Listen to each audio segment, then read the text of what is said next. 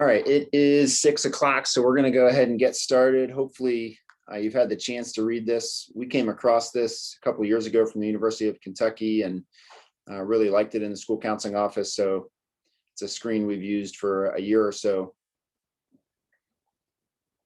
Just a little bit of advice for students as they're getting ready to make the transition to the high school, which is why we're here tonight. So for those of you who don't know me, my name is Scott Davey. I'm a school counselor here at Talawanda High School.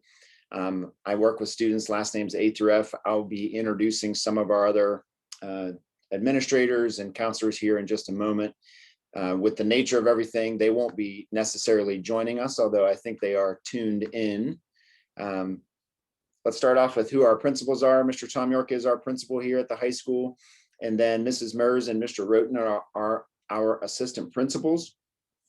Mrs. Mers will be the assistant principal for the class of 2025, which is what you are. Students, if you're out there, hopefully for all the parents and guardians, that's not too frightening for you to hear class of 2025 and get your student ready to get into the freshman class here at the high school. So a little bit about what we're going to do tonight before I get into this next slide here. It will be mostly me doing the talking, but certainly as you have questions, this is a webinar set up through Zoom. So you do have the opportunity to raise your hand and ask a question. That's a little different than the chat feature. So when you raise your hand, eventually I will call on you when we do move to questions. You'll have the opportunity to then be unmuted. You'll ask your question. Everybody will be able to hear that question, and then we'll address it and we'll keep moving on. So it's really not a bother for me. If you've got a question about something on the slide that we're talking about, you can go ahead and ask, but I will take questions at the end of the main presentation, which should be here, should take us about 35 minutes or 40 minutes to get through this, since we're not in the pack where we typically are and I can't move around and interact like I usually do. It should move along a little bit quicker. I do have my other laptop up here just in case. I know I got some emails from parents who didn't see the link. We'll talk more about how the high school shares information as part of this tonight as well. So if I'm looking over here to my left, that's why I'm just trying to address a couple of computers at the same time. And then the last thing about just the setup for tonight, once we get through the main presentation, any of you out there who want to stay and hear about the honors application process, I know it was advertised that that would start at 7 o'clock, but essentially we're going to start that just moments after we end the main presentation. So if that's at 6:45, by 6:48, we'll be starting that honors conversation. I'm just going to give people who don't want to be part of that discussion a chance to jump off at that point. So, okay, let's get into it. So you can see the athletics screen. One of the unique things about coming to the high school from the middle school is you get a lot of much wider variety of sport opportunities, opportunities to engage in athletics and extracurriculars. You can see on there, there's 24 varsity programs. The main thing that we want to point out to our current 8th graders about high school athletics is really getting them ready for that fall eligibility. Now that the middle school has moved away from the trimester setup and has moved into the semester setup, it's a lot more like what we typically do.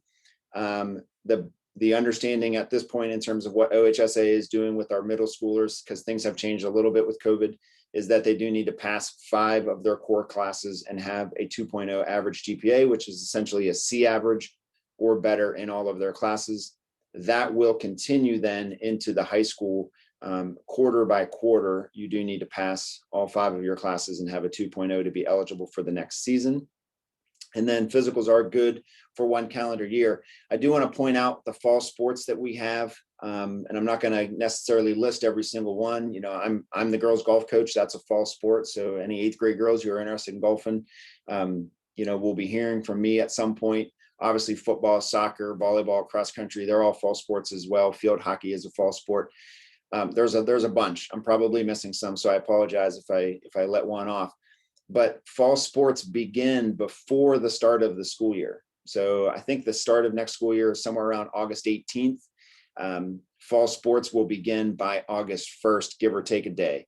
So it's really important to our 8th graders coming into 9th grade that if you want to play a fall sport, that you're really staying on top of your email, you're listening to the announcements or reading the e-news from the middle school, because the fall sport coaches are communicating with you. And if you want to get involved in one of those sports, you need to make sure that you're getting to preseason practices, getting all your paperwork turned in, because that's all going to start before school starts. So just a little word about fall sports there. I'm introduced myself already. I'm Scott Davey. I do have students with the last names A through F as part of my caseload. Mrs. Teresa Peter has the G through N's. She's out there joining us here tonight as well, as is Mrs. Stark, who has students with the last names O through Z. The benefit of the way we do that system is we can be your school counselor then for all 4 years along your journey from 9th grade to 12th grade, which as we get into some of these next screens, you'll see why that's so important, because there's a lot of information that we track. So we are your school counselors. We cover everything from academics to stuff that's going on with you personally, to helping you prepare for career and college and life after the high school. And then the glue at the high school, I'm sad to say you won't see her for all 4 years. She's already getting ready to ride off into the sunset here a year or two from now. But Jackie Roy is our secretary. She's the face of our department. She's the first person you see when you come into our office. And she does a great job for us. And certainly our students interact with her quite a bit, because she is a wealth of information and helps them with a lot of things. We really appreciate what Jackie does for us. So I'm going to start off by talking a little bit about what you need to be thinking of when it comes to being part of the class of 2025 and what that means getting ready to graduate, essentially 4.5 years from now, a little bit less. What you can see on the screen here is a graduation plan. And this obviously is just a blank graduation plan, but this sheet sort of is the summary of what myself, Mrs. Peter, and Mrs. Stark do for our students.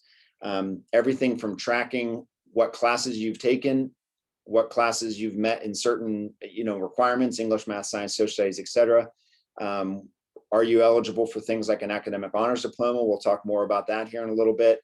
To have you met the requirements for graduation that the state of Ohio has placed on you. So I'll use the term that the state uses when it comes to your class, the class of 2025.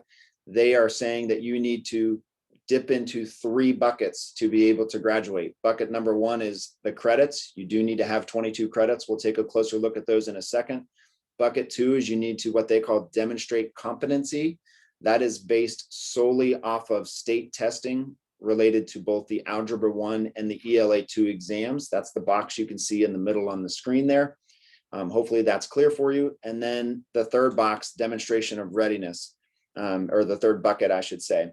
So are you, quote unquote, ready to graduate according to the state of Ohio? So let's take a look first at the graduation requirements. Here they are. These are the minimum 22 that you need to be able to graduate from Talawanda High School. And we're really, I think, just about maybe 2 credits more than the state minimum. We do require a little bit more than the state minimum, but not much more in terms of what we require. One of the things that you'll notice when you're looking at this screen, this is probably the most commonly asked question for our students as they plan for their scheduling for 9th and 10th grade is, do I have to take a world language in order to graduate? And you can see on the screen right there, nowhere does it say that you need a world language. Okay, you do not need world language to graduate from Talawanda High School. However, most of you probably already know this, you do need 2 years of a world language to get into most 4-year college and universities. And some of those colleges will require 3 years. So depending on what type of a diploma you want, depending on what your post-secondary goals are, world language is really a requirement for you. But in terms of graduating from Talawanda High School, it is not. Nor is it a requirement to get into Butler Tech. You do not need to have world language to get into Butler Tech. Butler Tech does want you to pass all your classes the freshman and sophomore year for sure. They do want you to have health and PE done. They really love for those things to be crossed off the list for sure.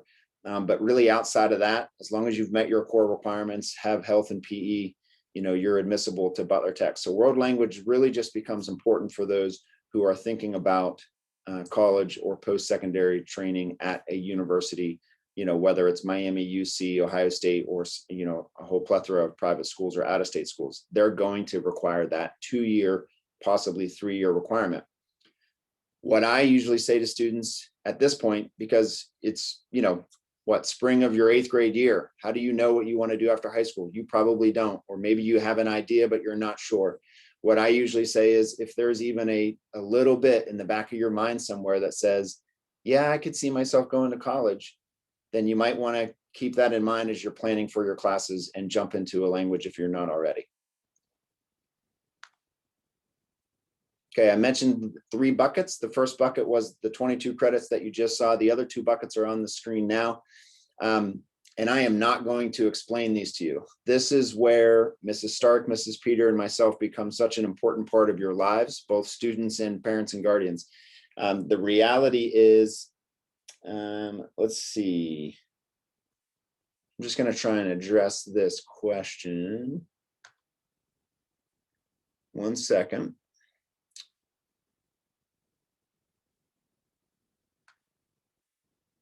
I had a question about being able to get in. So let me see if I can address it for this individual.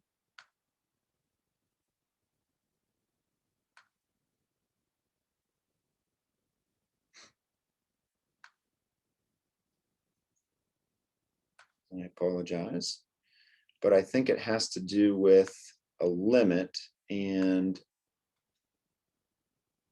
I did not set up this meeting. So I'm going to see if I can fix that for everybody.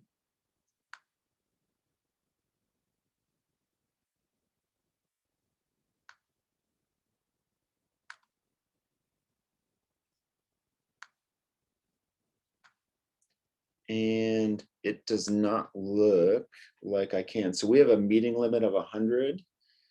I just got an email. Do we have a way of changing that now? Or are we just going to have to tell them? So 100 is our limit. So we are recording it. So we'll have to put out that we are recording it for the people who can get in. Yes. Okay, we will do that. All right. So I will go back to my share screen here. All right, I apologize. I did want to answer that question for that individual. So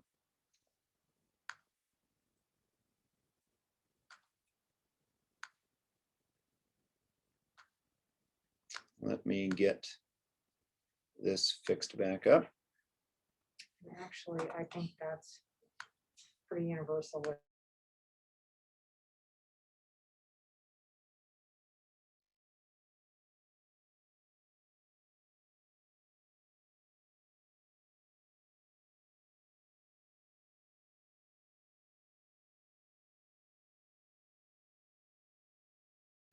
All right, so I'm going to, obviously I'm not working on my own computer, so I am going to try to get that screen back up as I'm talking to you. I can tell you what was on the screen was the readiness and competency.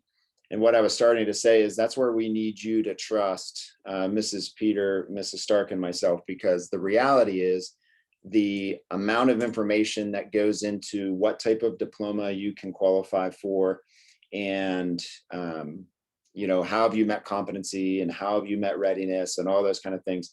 It is complicated, to say the least, but that's why we are here, and that's one of the things that essentially we do to take care of you. So hopefully that makes sense to everybody in terms of what we do with your graduation requirements.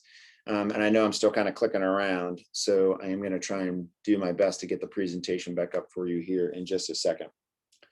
I did start to mention that we do have a variety of types of diplomas, and I showed you the 22 credits that you need to get a standard Title I to high school diploma. That was that first screen where you did not see world language on there as a requirement. And I believe I've got the presentation back up now. Yeah, perfect. Okay, so This particular screen is Academic Honors Diploma. So those of you who want to have an Academic Honors Diploma, which basically is a distinction that you get at graduation. In fact, I even went as far as saying this is not graduation with honors.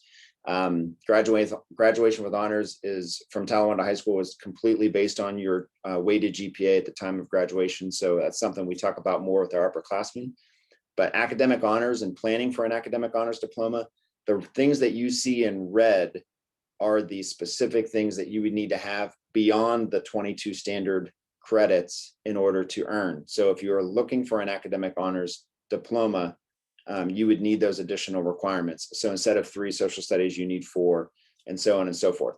So just something to keep in mind for our freshmen, and honestly, even for our sophomores, outside of that world language requirement, nothing is different, because every freshman will take English, math, science, social studies. Every sophomore will take English, math, science, social studies, non-negotiable. So it really becomes something to think about down the road, with the exception, again, of that world language requirement. So again, something just to keep in mind if that's a distinction that you are looking to earn. Okay, so our course selection book, we do produce this every year. I'm going to try from Mrs. Morris's desk here to show you this. This is our 21-22 scheduling guide. Obviously, we update this every year. This is what you think it is. It is 100% a list of every single course that we offer. So if you're looking at this and you're saying, you know, tell me more about Algebra 2, I can click on math and go down and say, okay, here are the things that are covered in Algebra 2. Literally every single course is listed there. And you can see it is linked, so you can always get back to the table of contents. But there's other really great information in here as well. I mentioned graduation with honors. Here are the honors criteria. So if you want to graduate with honors from Talawanda High School, here's what you would need to be able to do that. This was for our previous, or this is for honor roll. And here is actually graduation with honors right here. I'm sorry, I highlighted the wrong thing. So all of that stuff is in this document. All of our extracurriculars are listed, all of our clubs, all of our co-curriculars. And I showed the 8th graders this when I met with them the other day, so I'm not really going to belabor this, but my guess is if you have a question about something, the course scheduling guide probably has it in it. Okay, this can be found right on our school counseling website. That's going to be a theme for tonight as well. I will show you that at some point also. Okay, I do want to point out, and you know, I am on social media. I am probably not nearly as active as some of you out there on social media, but you know, it is a way for me to connect with family who doesn't live close and things of that nature. One of the things that the high school does is we are pretty active on Twitter, and you can see the Twitter account there. It's Talawanda HS. We're going to advertise a lot of things through Talawanda High School on Twitter. Just today alone, I think I probably pushed out 2 or 3 pieces of information related to scholarships for our seniors. We've got a new medical internship that's starting this summer. We've advertised it that way. And so it's not that we don't put things on the announcements here at school. It's not that we don't put things in e-news or even email our students and families from time to time. We do that. But in terms of just getting it out quickly and trying to cover as much ground as we can, the Talawanda HS Twitter account is the best way to do that. So I know you're probably not interested in having another social media if you're not already on there. But it really is a great way to get information about summer opportunities, jobs, volunteering, college information, scholarship information, information about Butler Tech. All of that really does get pushed through the Talawanda HS. So I did want to point that out to you. And obviously it's connected to my watch because somebody just followed the high school. So kudos to them for doing that. And I got your alert. So we see you on there. I do want to talk a little bit about our computer science program. That's what you can see in the screen. It says there at the bottom, University of Cincinnati and THS Bilateral Agreement and CCP options. Those are some big fancy terms. CCP, or College Credit Plus, is probably something you've heard about before. Bilateral agreement, maybe not. So bilateral agreement, you can see it there on the screen, basically means if you take one of these courses, and I'll show you the list here in a second. If you take one of these courses that are approved University of Cincinnati courses being taught by our UC teacher, who is Mr. Zimmerman, and then you go to the University of Cincinnati, they will give you credit for those classes, but the credit is only good at UC. So that's the bilateral agreement.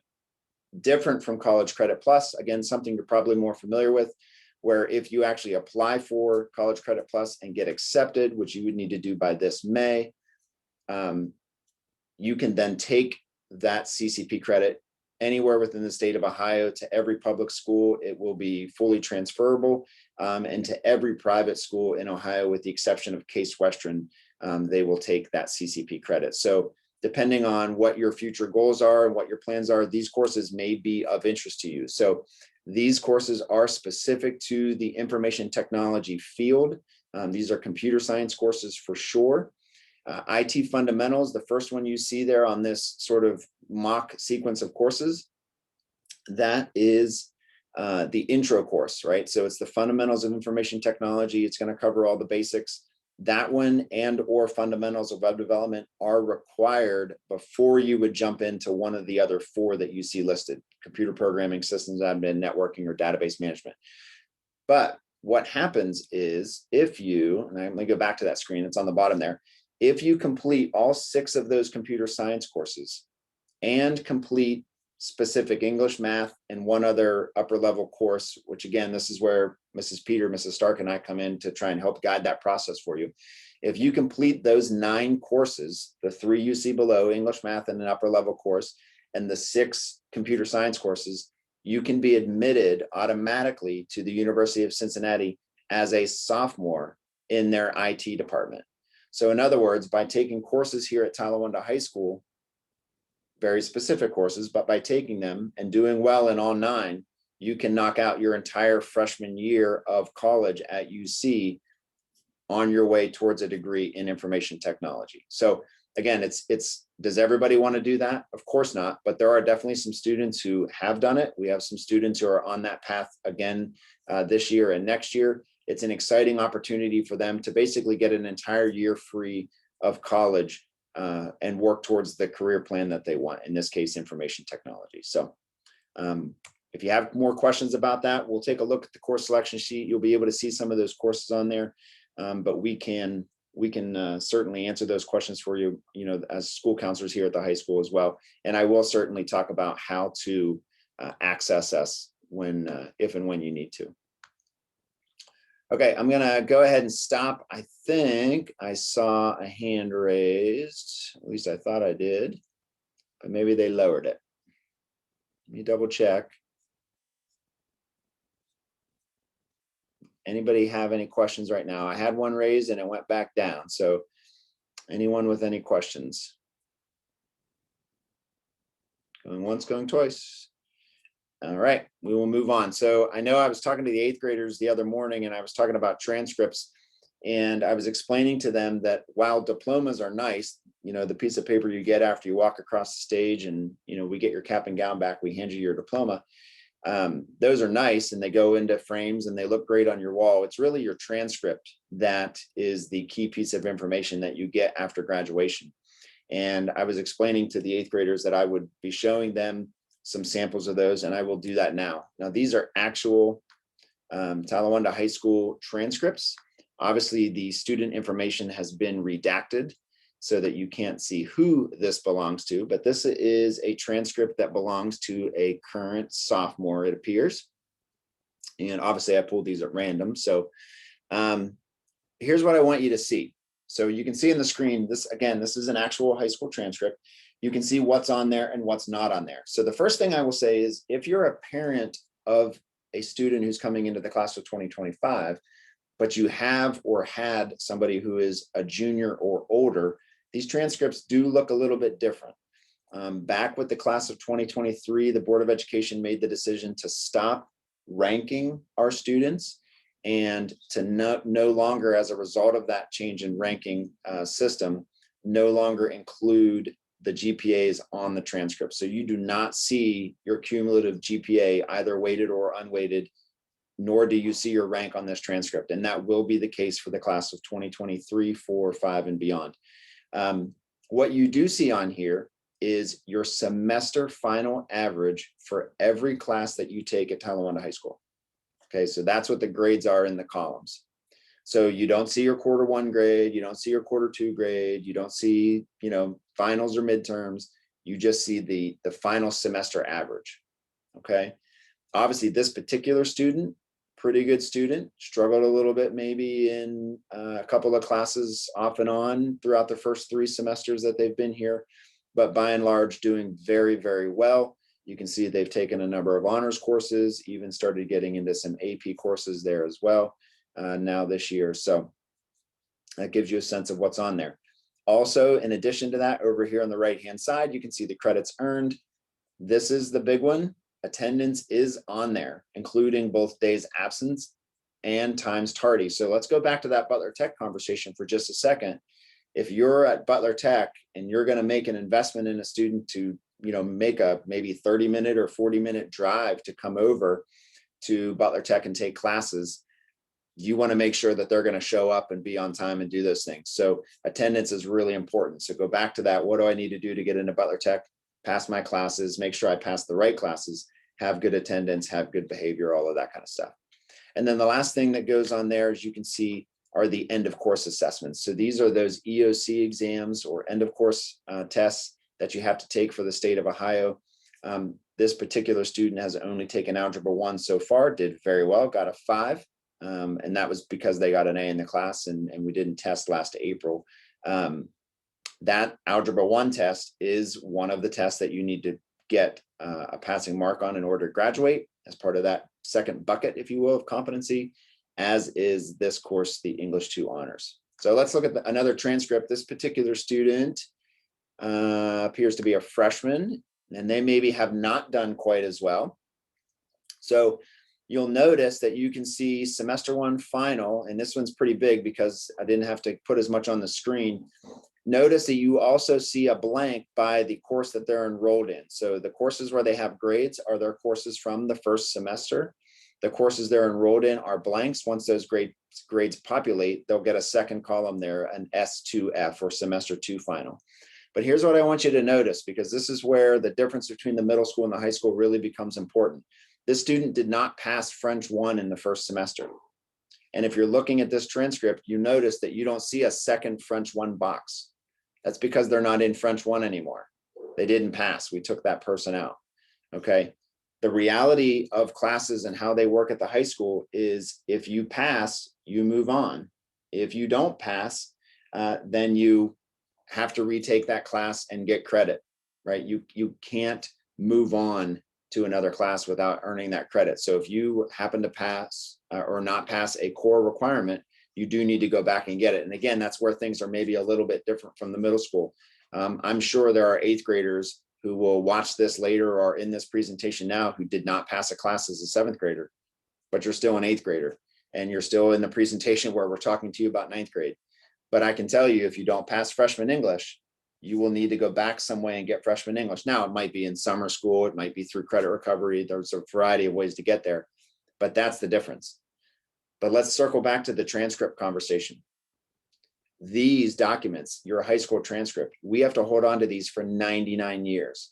These are the documents that allow you to get into Butler Tech, get a job, get into college, right? That transcript stays with us. And we still, we have people who are in their 60s who are applying for jobs and they need us to send a copy of their transcript. We have to, by law, keep these on file for 99 years. So this is really when you talk about your permanent record, this is what's on there. You'll notice there's no discipline on here. And like I said, there's no quarter grades or anything like that. It's just your semester final averages, your attendance, and your credits earned. Okay, so let's talk a little bit about what's going to happen to you now, kind of shifting gears into actually scheduling your classes for 9th grade. So your 9th grade registration forms, which I will show you what they're going to look like here in just a second, those are going to be due back to the middle school by Tuesday the 9th. If you are a remote learner, then you will have an online form that will be shared with you. All of this is going to happen in school on Friday. So I know tomorrow's our vaccination day. And then Friday, when you come into school, your teachers are going to work with you on these forms. They're going to help you answer questions. They're going to help you fill out the form correctly. If you're a remote learner, you're going to be logged in to the same thing. You're going to have a Google form that you'll complete. They'll share that link with you when it's time. and you'll be able to get your course registration forms taken care of that way. What I would say though is, and I'll mention this again before we break, if you're going through this as a family or you're at the middle school, I know I was emailing a little bit with an 8th grader this morning. If you have questions for us, feel free to ask. If you want to set up a meeting with us, I'll talk about how you can do that as well. But we are here to help answer those questions, just like Mrs. Kuntz and Mr. Rico are happy to answer questions for you as well at the middle school. And again, your teachers are great at this. They help us with scheduling every year. They will help you as well.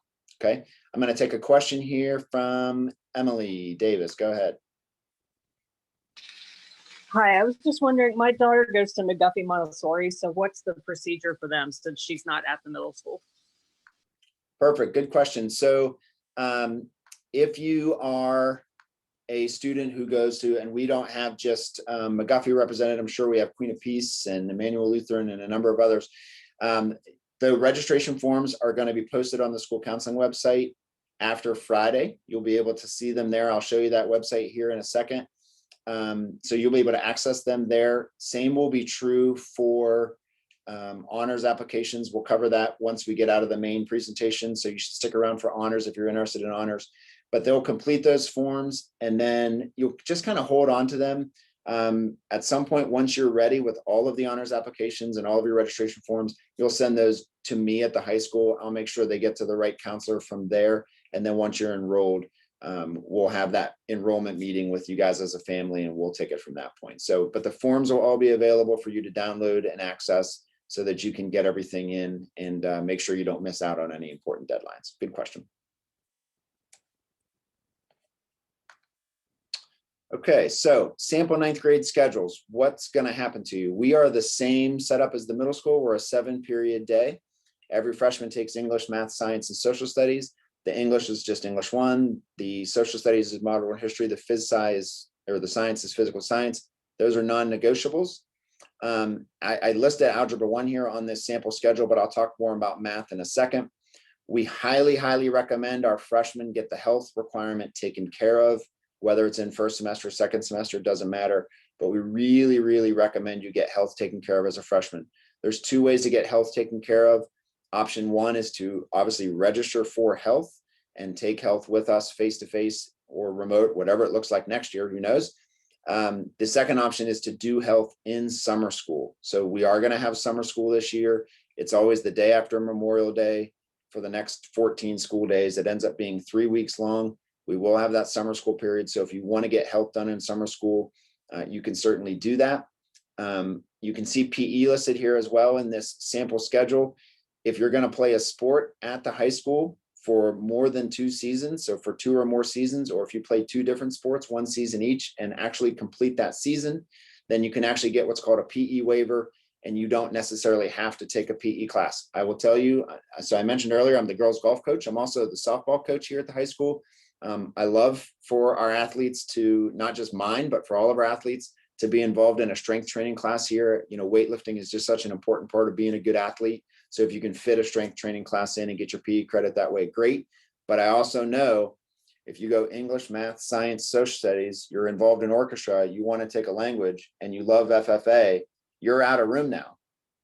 Right? There's your 7 bells. So there's no room for health. There's no room for strength training. And that's why we do have that summer school option for health. And we have it for a couple of other requirements later on as well. So what does this actually look like? Let's just look at a couple sample forms. So here's sample number 1. This particular student wants a pretty challenging schedule.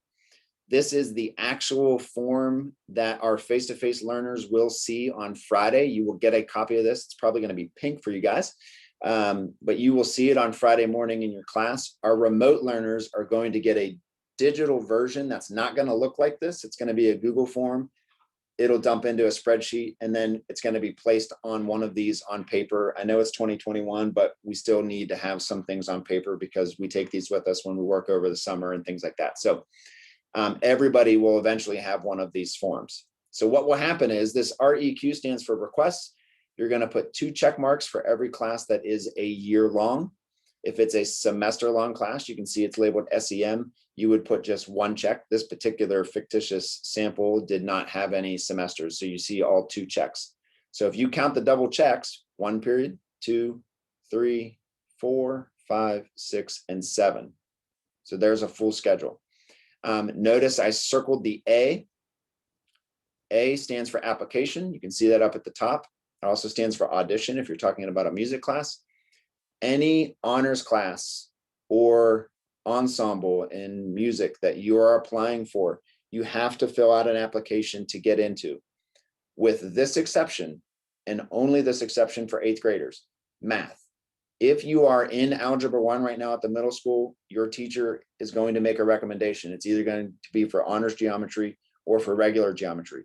We will honor their request. So you do not need to do an honors application.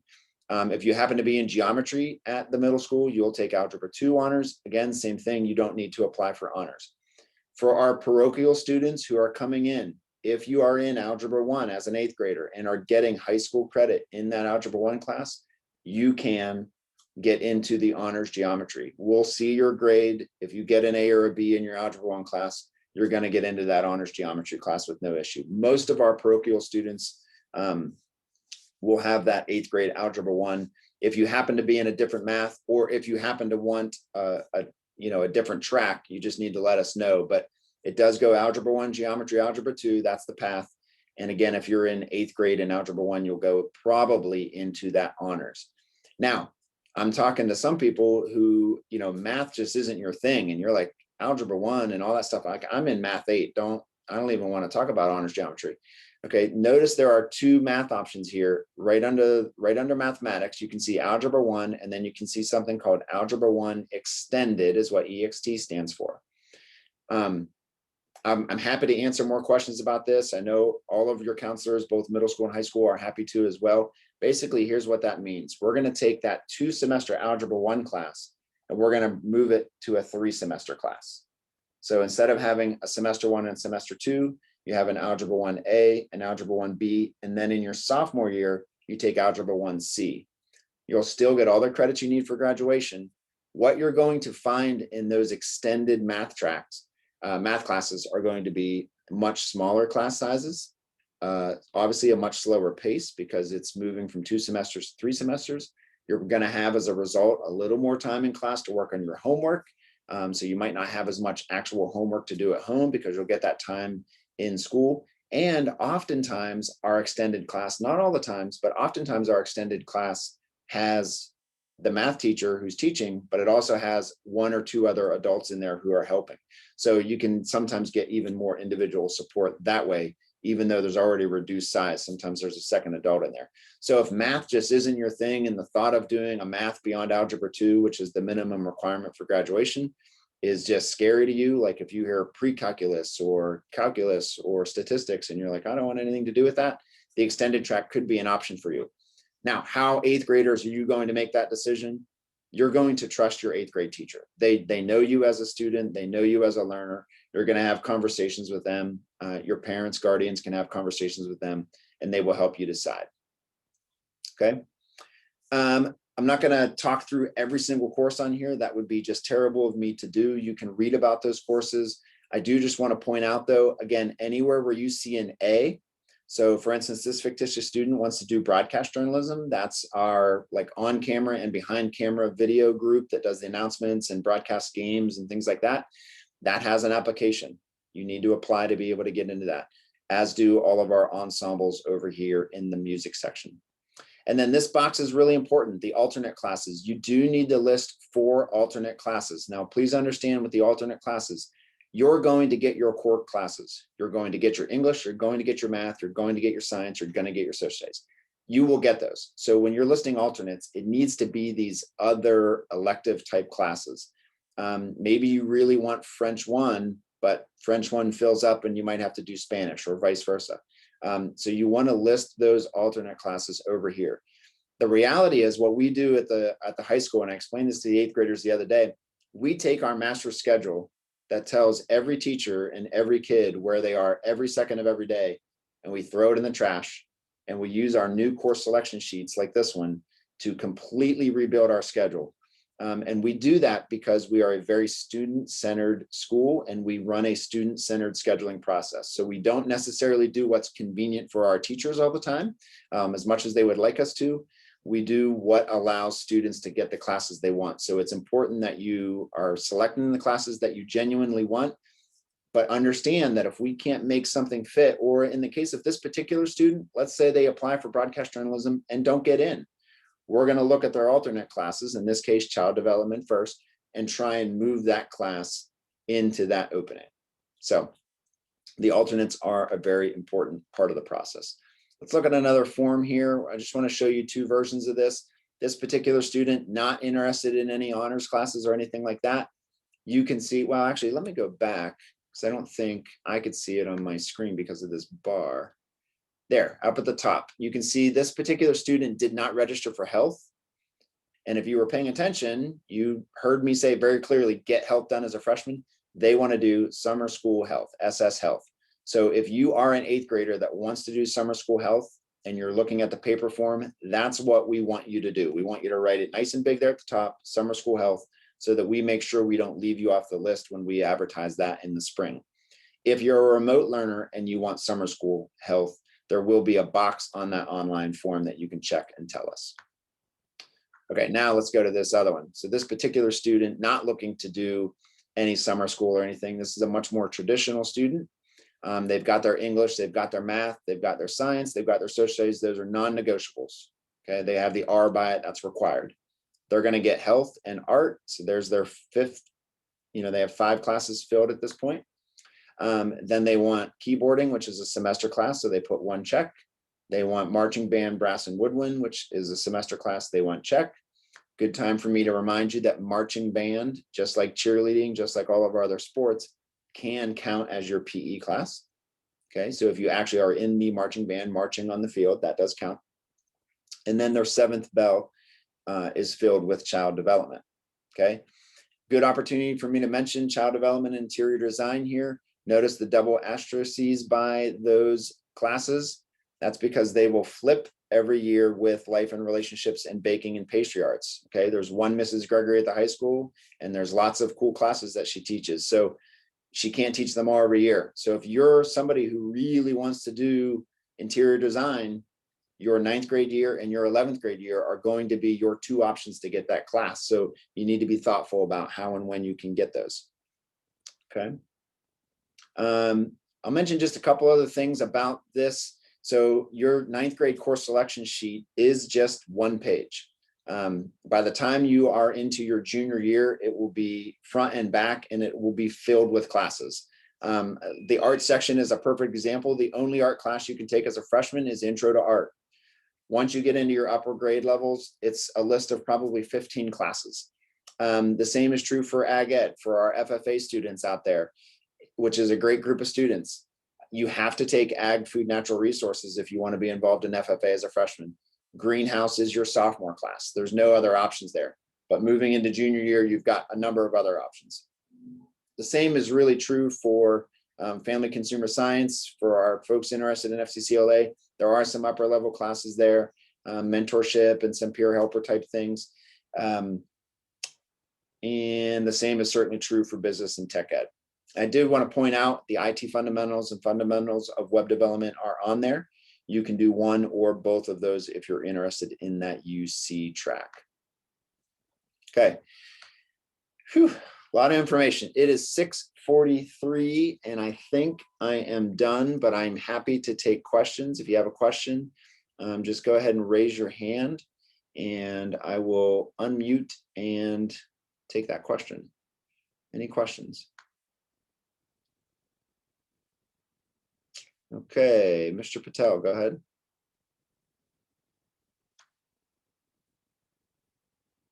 Oh. Try now.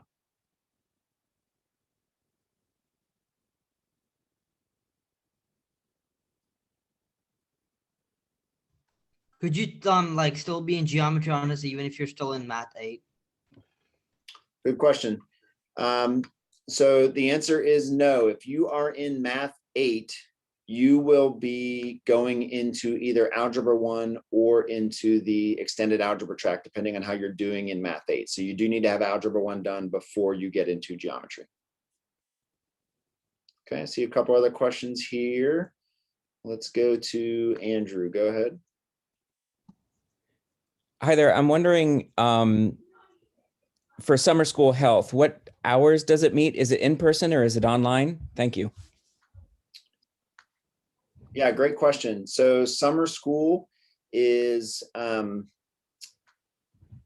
like I said, it's the 3 weeks after Memorial Day. And what typically happens for summer school in a normal scenario without COVID is that we are at the school every day from 8 till 10 with those students. However, the class is fully online. So what we did last year for summer school, we still ran summer school last year. It was just fully online. And as long as students made adequate progress, I didn't bother them. I happen to be the one who takes care of summer school. So as long as they're making adequate progress and moving through, it just continues to be fully online. The course doesn't involve a face-to-face teacher at all. It's all just self-paced. I can tell you last year I had one student finish the course in 2.5 days. I had other students who took almost the whole 3 weeks and everything in between. We usually have a really high number of students do health. It's usually somewhere in the 70 to 75, 80, sometimes 90 kids. And it is a pretty manageable summer course. It's a good intro course. I will tell you, there are some students who don't like the questions. Some of the questions are, there's 2 decent answers and you got to pick the right one. So, all right, let's take another question.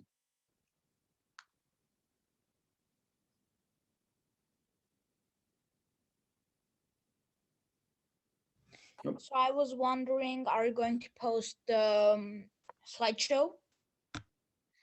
Yeah, so this whole presentation is going to be, it's being recorded, so we'll post that. And apparently I've learned through my email going off here on my other computer that we were set at a limit of 100, so I'm not sure how that happens. So not only will the recording be posted, the slideshow will be posted, and then all the scheduling documents will be posted as well. Where will it be posted? Oh, good question, because I never shared that with you, did I? Let me go back to the internet. It will be shared. Let me get out of this presentation here.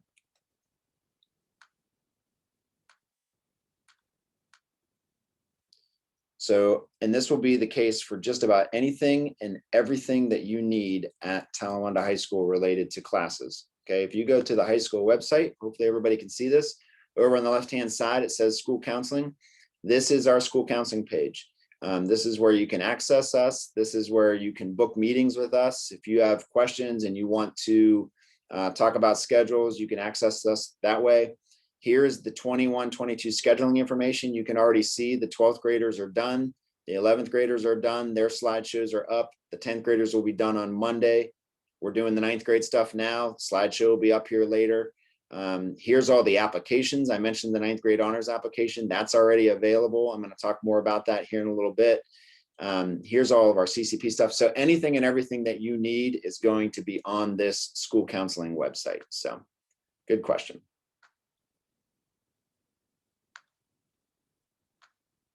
Mr. Khan, go ahead.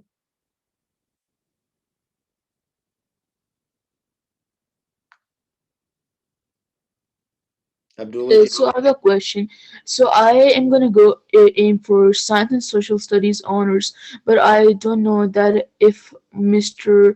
Dar will recommend me for math honors. So what should I do about that? Because I do want to get into honors, but I don't want to overwhelm myself either. Okay. So I want you to stay tuned for our honors talk because we're going to talk about all of that stuff then. Okay. Yeah, because as much as I'm I like to do honors, I also don't like to overwhelm myself. Okay. Yep. We're going to talk about that as soon as the main presentation here is over. Jill, go ahead. Sure. I have 2 quick questions, and this might be better for the next part. But the intro to art that you're mentioning, is that count towards the honors diploma? Is that one of those art classes that would be acceptable? Yes. Yeah. So for the honors diploma, it's any, that's a good question for the general body. Thanks. Any visual art or any performing art, which also includes like our drama, which is like our theater group, anything that qualifies as an art Doesn't necessarily have to be just visual. So if you're in choir, if you're in marching band, that all counts as well. Intro to art certainly fits that. Great, thank You you. have a And then second? my other question is the physical science, is that non-negotiable? All ninth graders take that? Yes, Okay, so you can't take biology as a freshman? you cannot take biology as a freshman at Talawanda High School. That is correct. Okay, thank you. Okay, Sarah, Matt, go ahead.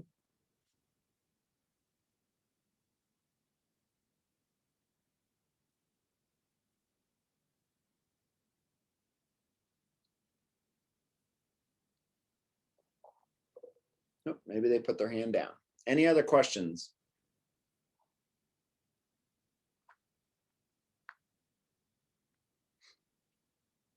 Okay. So what I'm going to do at this time, I'm going to give people who want the chance to leave. I know we've got some frustrated people with the 100 limit thing. And again, I'm going to make sure they get this recording and everything, but I'm going to let those of you who want to leave, who do not want to hear anything about honors, you can go ahead and go at this point. Once once I see that attendee list drop down, we'll jump into the honors portion. So I'm going to give that maybe just 30 seconds for people to jump out if they want to, and we will go from there. Oh yes, I can do that. So Mr. Roten just wanted me to remind you, there is a fee for summer school. Summer school does cost $150 to take a summer school class. Lots of emails. Lots of text messages. I think we're good. Okay. So I'm assuming people had a chance, and I think maybe, Jill, if you still have your hand up, do you have another question? I do actually have a quick question. Okay, go ahead. For getting credit for the PE, is that only for things that are offered through Talawanda, only for varsity sports? This sounds like a hockey parent asking questions. Well, skating right now, but yes. Okay, so there is a process, and that is a good question. So we do have something called Credit Flex. And so our students who are like, travel softball players, God, hopefully they're playing for me as well, but travel hockey, dance, skating, horseback riding, anything like that that is not a school, we even like archery. I mean, we've had some people do some different sports. You can get credit for your involvement in those activities through the process known as Credit Flex. And that is something you would work out directly with your counselor prior to wanting the credit. So, if you want to get the credit in the spring semester of your sophomore year, in the fall of your sophomore year, you should have that conversation so that you have time to put the plan together. It's not extensive. It's really just a calendar of activities and then finding somebody to sign off that you did those things. Usually it's, a coach or an advisor. Okay, thank you. Good question. Okay, so let's jump into our honors portion, and I'm going to try to pull the slideshow back up for you. So normally at this point, I would invite one of our honors social studies teachers, or one of our honors teachers is usually a social studies teacher, to come and have a conversation with you. But again, we're obviously in a unique situation here, so I'm going to cover it. This is, I'll start with this. This basically is the, oh, sorry about that. Here we go. This is the main sort of difference between an honors class and a college prep class. So when you look at that list of courses, it's English 1 or it's honors English 1. It's world history or it's honors world history. It's phys sci or it's honors phys sci. So you're still covering essentially the same content to a point, but you are going to go further. So it is going to move faster. You're also going to take that concept, whatever it might be, and I'll just pick, I don't know, War of 1812. You're going to study it, but if you're in an honors class, you're going to go way deeper than you would normally.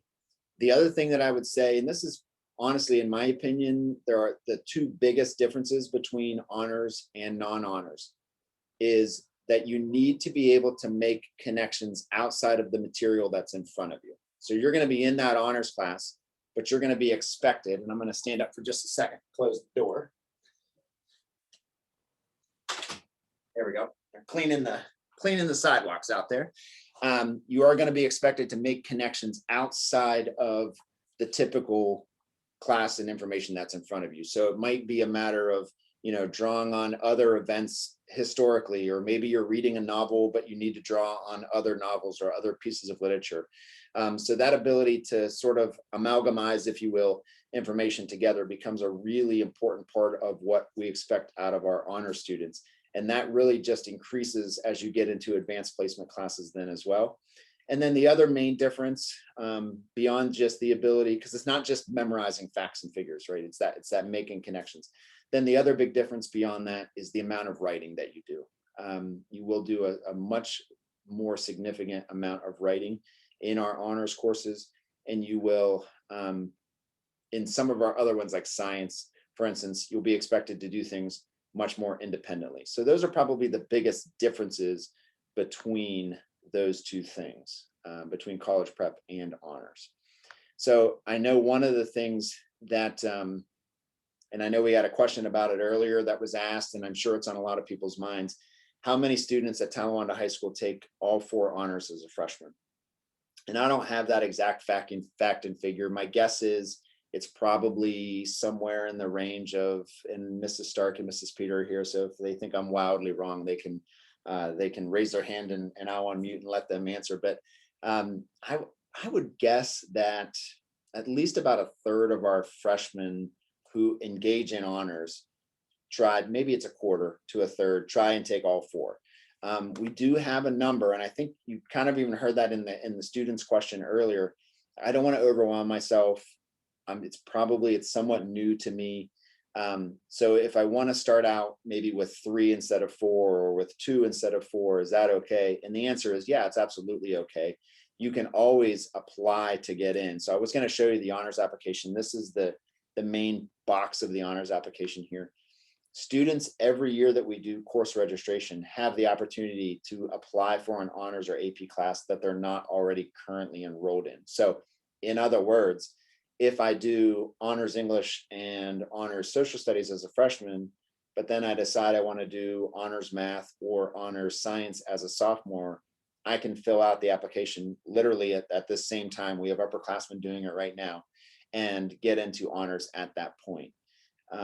Once you're in honors, you remain on the honors track as long as you elect to do so, and as long as you earn satisfactory marks. If you're in an honors class and you're earning D's or C's, your teacher's probably going to ask you to drop down to college prep. But if you're in an honors class and you earn an A or a B, you're permitted to go ahead and schedule into that next section of honors. So again, to use an example, if you're in honors English 1 and you get a B, you are able to take honors English 2 without having to apply. So this is what I want you to understand about the honors application. This is the only information we need from the student. And some of my lines didn't cross over in my image that I pasted in here apparently, but we just need your name. We need to know what course you want. We need to know who your current teacher is, and we need a parent or guardian. And I apologize for our guardians out there that it doesn't say parent guardian signature. We need a parent guardian to sign off on that. That's all we need from the student. We just need to know that you want honors. Okay. Now I will say, and maybe before I even go to the next screen, it'll come up later, I'm sure. This box is what your current teacher will fill out. So for my parochial students out there, McGuffey, for all of you folks who are not coming from the middle school, you will have to have somebody at your current school complete this portion of the honors application and send this to us. So basically, we're just giving the teacher the chance to do a recommendation. You can see it's a 1 through 5 Likert scale there. We do have sort of a magic number in mind. It's a little bit of a moving target depending on the course in terms of what we're looking for. I can tell you if you get 1s or 2s, that's a real red flag. You're probably not going to be accepted. You can even see that there's comments there for the teacher if they gave a 1 or a 2. If there's a significant issue with class participation or something like that, where maybe there's an issue with that prohibits that, we want to know that. But you should be getting 3s, 4s, and 5s if you're somebody who's a good fit for an honors course. Note that attendance matters. If you are not coming to school, you're not going to be admitted into honors. Now, if you have an extenuating circumstance, where you were ill for a prolonged period of time or something like that, we will take that information and we'll work with you. But our students who haven't had that, but only show up 89% of the time, you're not going to get admitted into honors. We expect you to be there. The reality is, if you miss one class, you're going to be really far behind, most likely, because things are moving quickly. So attendance is super important for our honors students. And then, of course, as I said before, we do want you to have an A or a B in that current course. If you're sitting in an 8th grade social studies class getting a C, honors world history is not the right course for you. Okay. Now there is and criteria 4 only exists on the freshman form. That's why I said grade 9 honors, because for grades 10 through 12, criteria 4 is not on there. If you have been tested in the last 24 months and you have tested as gifted or have a gifted score, that can be used essentially as like a golden ticket, if you will, for a particular subject area, depending on what your level of giftedness was. Before I show the next box and before I keep going, any questions? I don't see any hands raised at the moment, but if you've got questions related to this process, or if you've got questions related to the difference between college prep, honors, if my explanation didn't do it justice, please feel free to ask that question now. I'll give you a second here to raise your hand.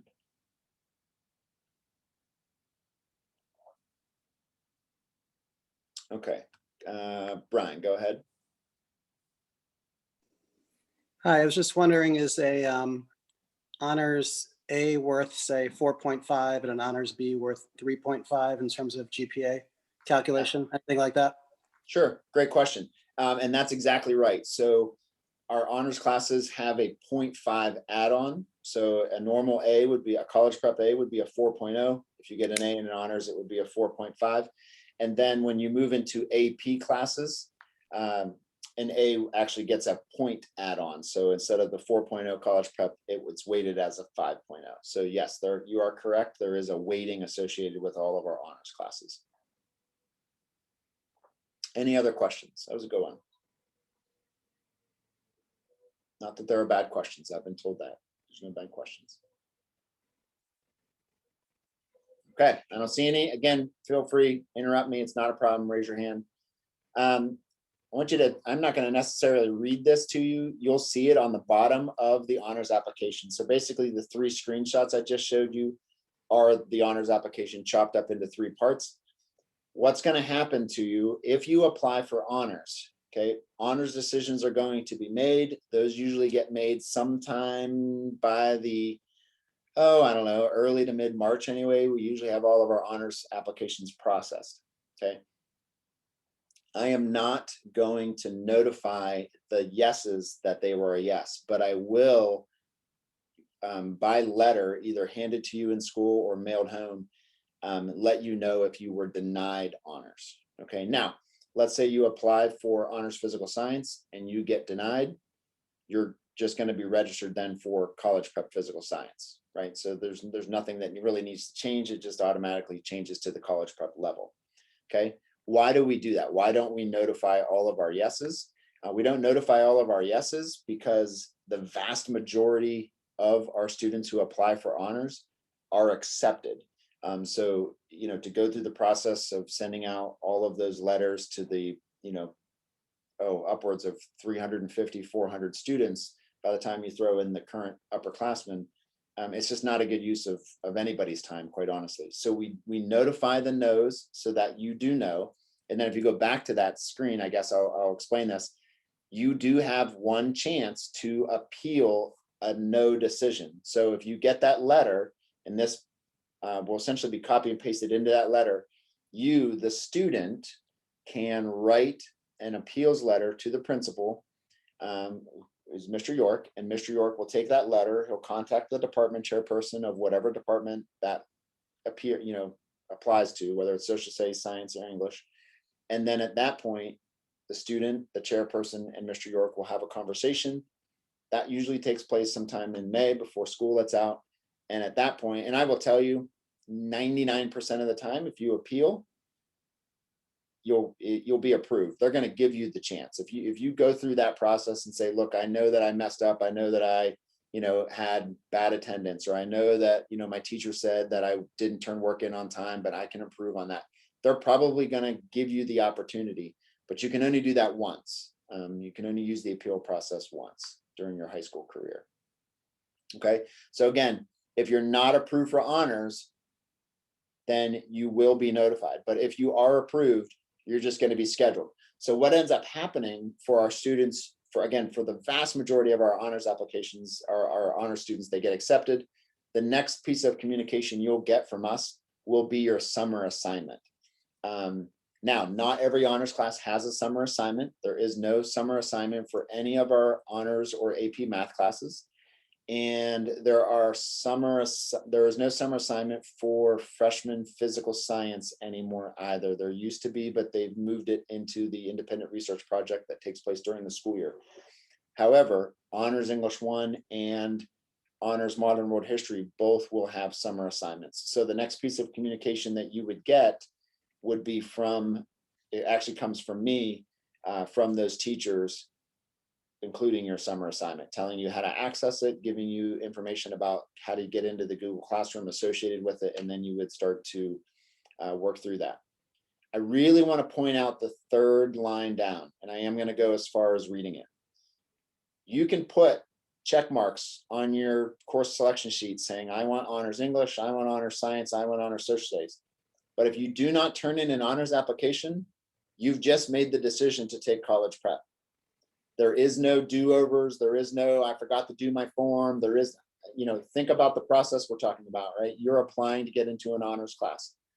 The honors applications are due by Thursday, February 11th. Friday, the 12th is a PD day. So before you leave for that 3-day weekend, or 4-day weekend, I guess it is, you need to have those honors applications turned in, okay? Again, if you fail to turn in an honors application, but you check that you want it, you've just been placed into college prep, because if we don't have the application, it's an automatic no. Okay. Now you will get a letter from me that will say reason for denial or something like that. It'll say no application. So you'll know that. No, I'm sorry. No, upperclassmen will know that, but freshmen won't know that. If you don't turn in an application, you're going to be put into college prep, because we won't have that information. Okay, I also want to point this out because I know we're in a unique situation here, remote learners. So if you are in, English 8, ELA 8 at the middle school, and you want to do Honors English 1, and you're a remote learner, if you're a face-to-face learner, you're going to have access to the honors applications and you can turn them in. If you're a remote learner, you can certainly download the form and put your name on it and send that in to Mrs. Kuntz or Mr. Rico. But you can also just email your teacher, because as I said, it's just those boxes at the top. I already had a conversation with them. They're more than happy to just write your name on there, put Honors English 1 and fill that out with you in the case of English or whatever the class is. So remote learners can email their teacher if you're interested in honors. Okay, I'm sure I'm missing stuff. I'm sure you have questions. Please, now would be a good time to do it. If not, we'll wrap up. So what questions do we have? Okay, and I can't quite tell the name, but I'll unmute you. Go ahead. Yeah, it's a hard name. I won't, it's not important because it's a different last name than the student. But I just want to make sure, my son is a remote learner, that form with the signature, the actual parent or guardian signature, that will not need to be turned in physically. We can handle that by emailing the math, the ELA, and the social studies teachers. Yes, but I'm glad you said it that way, because you do not need to do honors applications for math. Oh, you're right. Yeah, right. So math will just come straight through the teacher. But yes, if you email, that's fine. If the student emails, that's fine. We understand the situation. We're not going to trip somebody up because of a signature, but we do need the actual application so that we know to process it. Thank you. And so we will send 3 separate emails just to clarify to Yes. social studies, science, and English. Okay, Or thank you. one email with all their names on there. Yep. Okay, thanks. Good question. Other questions?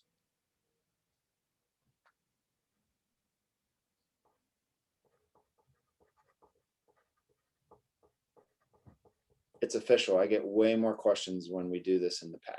So thanks for that feedback.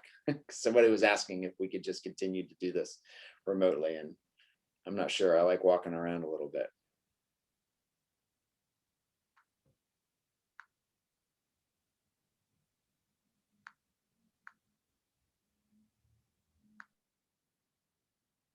All right, here's a question. Go ahead. When you say college prep, what do you mean by that? What classes are those? The regular classes, the non-honor classes? You're correct. Yes. Okay. Yep. Thank you. So some of you may have gone to high schools. I actually used to work I've worked at a number of high schools. One of the high schools I worked at, we had general level, academic or college prep level, and then advanced as honors. At Talawanda High School, it's either college prep or honors AP. There's no other level in between. When will we start applying for advanced preparation classes? So the first AP class that you can take is AP US History, which is sophomore year. Okay, thanks. Amber, go ahead. I hope you haven't already hit on this, but like my son attends a manual Lutheran school. So is this process still the same for him? He'll take these honors applications to his teacher. Okay. Exactly. Thank you. Then send the course registration form and any and all honors applications to me at the high school, and then I'll disseminate them as they need to be disseminated. Okay, thank you.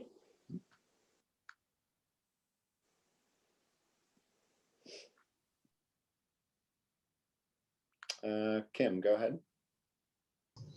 Just another quick question. We're homeschooling this year because of COVID. Same process. She was in TMS for 6th and 7th grade, but same process as like for McGuffey and parochial schools. Yes. Good Thank question. you. And I'm going to mess up the name because it really looks like Larnia, but I'm not sure if that's right. Go ahead. Oh, that's Larnie.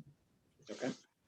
Yeah, I just want to know, where can we get the application for the honors, like the honors application for face-to-face? It's on the. Oh, if your child face to face, Yes. they're going to be given to them on Friday. Oh, okay. Okay. Thank you. If you're a face-to-face student or parent or guardian or whatever, don't feel like you need to go and download that form. You don't need to go download that form. They'll get them in school. If you're a remote learner, you just need to email. So I put them online mostly for our parochial school students so that they have a way to access them. Other questions?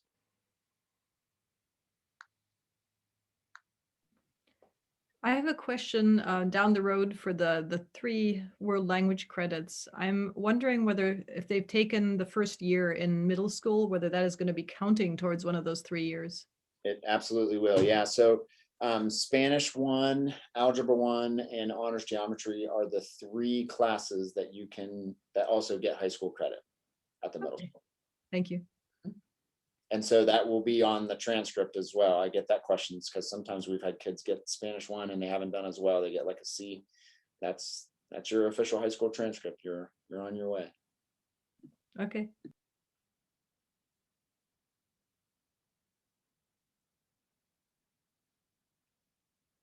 Any other questions?